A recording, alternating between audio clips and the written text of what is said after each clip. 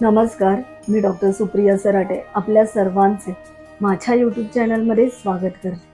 मित्रांनो, आज आपण ब्रह्मचैतन्य गोंदवलेकर महाराज यांच्याबद्दल जाणून घेणार आहोत. ब्रह्मचैतन्य गोंदवलेकर महाराजांचे मूळ नाव गणपती रावजी घुगरदरे कुलकर्णी हे आहे. गोंदवलेकर महाराजांचा जन्म हा 19 फेब्रुवारी 1845 साली गोंदवले या सातारा जिल्ह्यात झाला. महाराजांचं समाधी मंदिर हे गोंदवले सातारा येथेच आहे. त्यांचे उपास्य दैवत श्रीराम हे आहे. संप्रदाय समर्थ संप्रदाय हे आहे. त्यांचे शिष्य श्री ब्रह्मानंद व आनंद सागर. महाराजांची प्रवचने अभंग हे प्रसिद्ध आहेत. त्यांचे प्रसिद्ध वचन म्हणजे जेथे नाम तेथे माझे प्राण, ही सांभाळावी खूण हे आहे. त्यांच्या वडिलांचे नाव रावजी लिंगोपंत कुलकर्णी हे आहे. आईचे नाव गीताबाई व पत्नीचे नाव सरस्वती. त्यांच्या जीवन चरित्रावर आपण एक कटाक्ष देऊयात. 19व्या शतकाच्या उत्तरार्धात जे विख्यात महाराष्ट्रीय संत होऊन गेले त्यांच्यापैकी श्री ब्रह्मचैतन्य तथा गोंदवलेकर महाराज हे एक होते. त्यांचा जन्म गोंदवले बुद्रुक या गावी झाला. हे गाव सातारा जिल्ह्यात माण तालुक्यात असून ते सातारा पंढरपूर रस्त्यावर साताऱ्यापासून 40 मैलावर आहे. त्यांच्या घराण्यात विठ्ठल भक्ती वारी पहिल्यापासून घडत होती. पूर्वज सदाचार संपन्न व लौकिकवान होते. हे चतुर्थेश गुरु चतुर्थात हंसयोग होत असल्याने कळते. महाराजांच्या कुंडलीत लग्नेशी गुरु असल्याने स्मरणशक्ती, चालाक बुद्धी, पुढारीपणा, निर्भय वृत्ती, एकांत प्रियता, रामनामाची आवड या गोष्टी लहानपणापासून दिसत होत्या.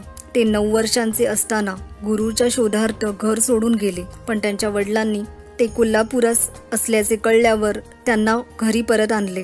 त्यांच्या वयाच्या 11व्या वर्षी त्यांचे लग्न करण्यात आले.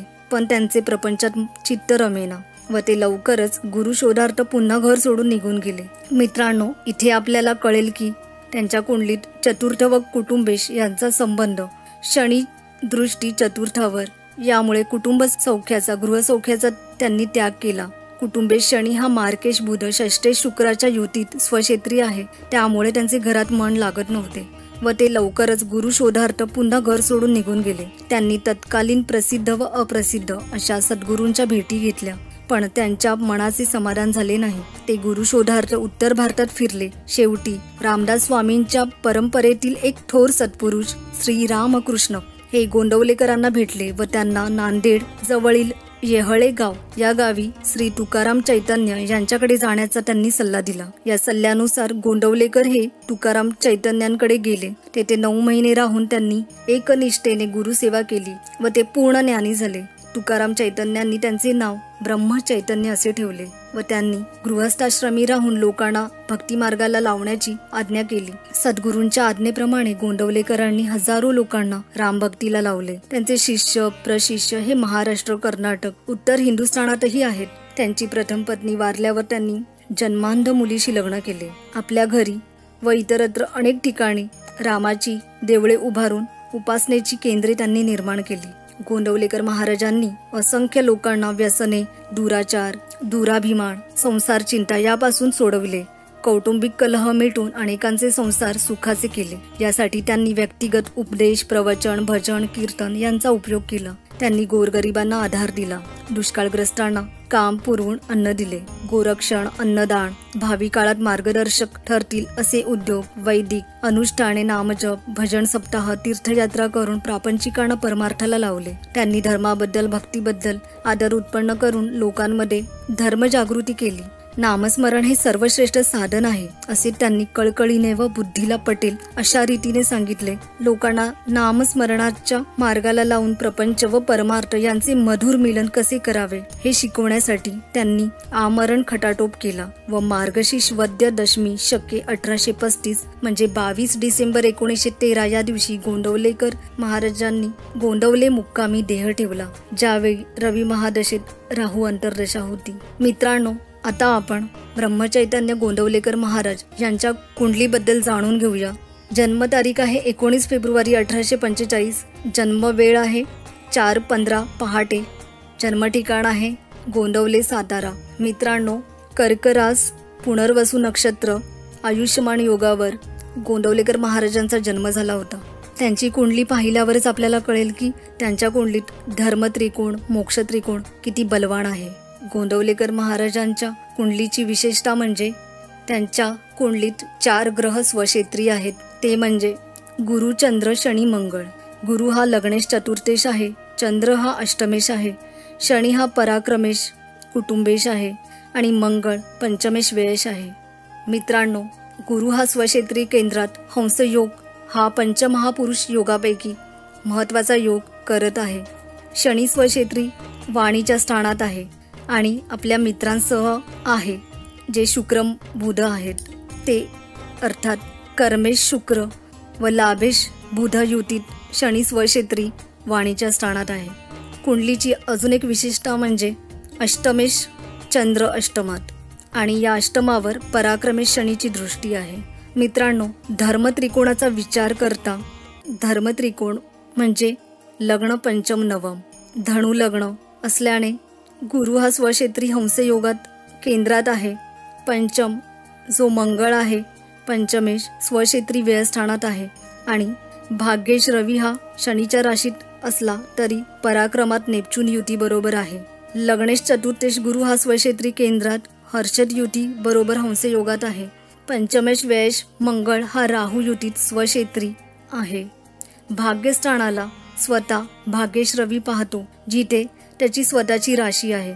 असे लोक कर्माने स्वतःचे भाग्य घडवतात. रवी नेपच्यून युतीत असल्याने नामस्मरणाने आपले भाग्य चमकवले, कर्माने स्वतःला सिद्ध केले. जेव्हा शनी व अष्टमाचा संबंध येतो व त्यात शुभयोग घडत असतील तेव्हा अशा लोकांचे आयुष्य वेगळी दिशा घेते, आयुष्याला कलाटणी मिळते, क्षेत्रात बदल होते, अचानकपणे त्यांचे जीवन बदलते.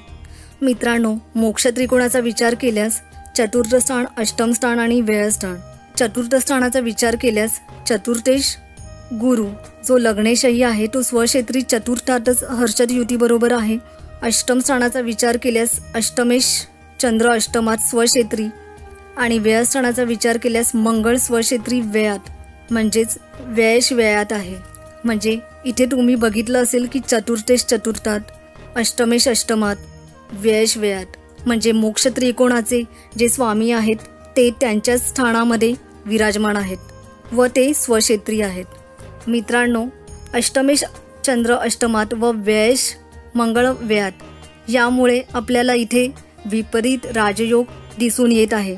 विपरीत राजयोग एखाद्याच्या कुंडलीत घडत असेल तर ते प्रसिद्धी, कीर्ती आयुष्याच्या उत्तरार्धात त्यांना प्राप्त होते. एक राजा समान व्यक्तिमत्व त्यांचे लोकांसमोर उभे राहते. जो पंचमेश राहू युतीत आहे, जो राहू गुढकारक रीतीने मोक्षाकडे वाटचाल करणारा, पारमार्थिक प्रगती दाखवणारा आहे.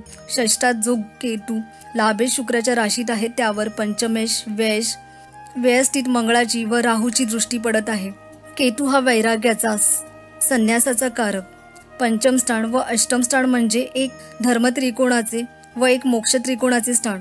यांचा भावेश एकच ग्रह आहे जो गुढकारक राहूशी युती करत आहे. धार्मिकतेने हे लोक लोकांच्या मनात स्थान पटकवतात. लोकांचे चांगले मार्गदर्शक म्हणून त्यांना नेहमी दिशा दाखवत असतात. मित्रांनो, गोंदवलेकर महाराजांच्या कुंडलीत चंद्रगुरु नवपंचम योग होत आहे. गजकेसरी योग होत आहे कारण गुरु स्वक्षेत्री आहे. पराक्रमेश शनीने जो वैराग्याचा, अध्यात्माचा कारक आहे, सर्व सुखांचा त्याग करणारा ग्रह आहे, तो कर्मेश लाभेश युतीमध्ये आहे. पराक्रमेश शनीची दृष्टी ही चतुर्थावर, अष्टमावर व लाभावर पडते. शनी हा जो अध्यात्म घडवणारा ग्रह. पंचमेश व्ययेश मंगळ याची दृष्टी पराक्रमावर, भाग्येश रवीवर, षष्ठावर अर्थात षष्ठातील केतूवर, सप्तमावर पडते. लग्नेश चतुर्थेश जो गुरु आहे त्याची दृष्टी अष्टमावर, कर्मावर व व्ययस्थानावर पडते. मित्रांनो, इथे आपण बघितलं असेल की शनी, गुरु, केतू हे लाभयोगात आहेत. शनी केतूमध्ये नवपंचम योग घडत आहे. या सर्व कारणामुळे आपल्याला दिसेल की त्यांच्या कुंडलीत धर्म त्रिकोण आणि मोक्ष त्रिकोणाचा कसा शुभयोग घडत आहे.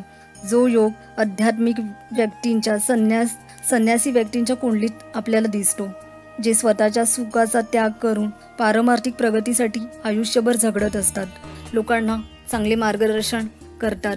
नामस्मरणाची गोडी ही त्यांनी लोकांना दाखवून दिली. असे लोक नेहमी प्रयत्नशील असतात आणि आपल्या कर्मानेच हे लोक जगात आपले नाव सिद्ध करतात. अशा संतांना माझे वंदन. धन्यवाद.